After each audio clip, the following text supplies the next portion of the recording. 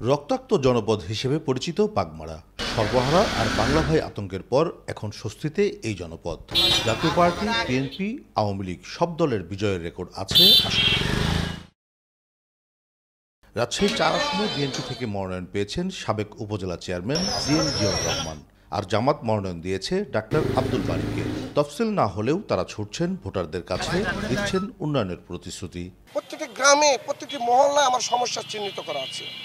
অনুরূপভাবে মানুষের চাওয়া পাওয়া কি সেটা আমার জানা আছে।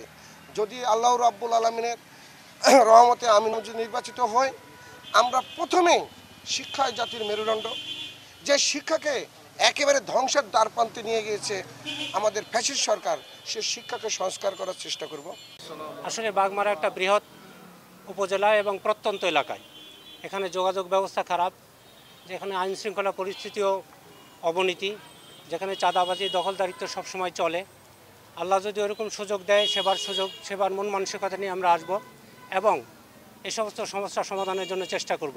আসনটিতে ইসলামী আন্দোলন বাংলাদেশ প্রার্থী হিসেবে মনোনয়ন দিয়েছে মোহাম্মদ আবু মুসাকে। অন্য দলের প্রার্থীরা এখনও সরব নেই ভোটের মাঠে, তবে ভোটাররা এখন থেকেই সরব প্রার্থী বাছাইয়ে। আওয়ামী লীগ 17 বছর যেগুলো করছে, মানে এর পুনরাবৃত্তি যেন না হয়।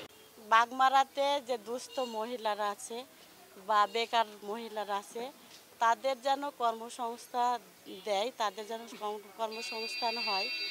শিক্ষা ব্যবস্থার উন্নয়ন করবে, স্বাস্থ্য ব্যবস্থার উন্নয়ন করবে, পাশাপাশি যোগাযোগ ব্যবস্থার উন্নয়ন করবে, এমন প্রার্থী চাই।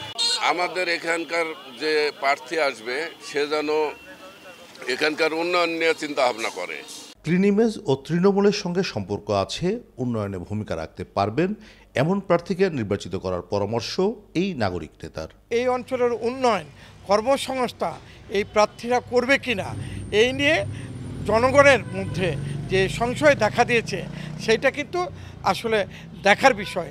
আমরা মনে করি যে যতই প্রার্থী যোগ্য মনে করে দল দিক না কেন, কিন্তু এবার কিন্তু জনগণ নির্বাচিত করবে যে যারাই উন্নয়নের সঙ্গে জড়িত, আপনার কর্মসংস্থান ঠিক করবে, তাদেরকেই কিন্তু এই দেশের জনগণ ভোট দিবে।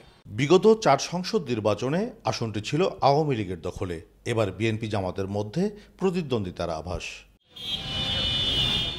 কাজী শাহেদ, দেশ টিভি, রাজশাহী।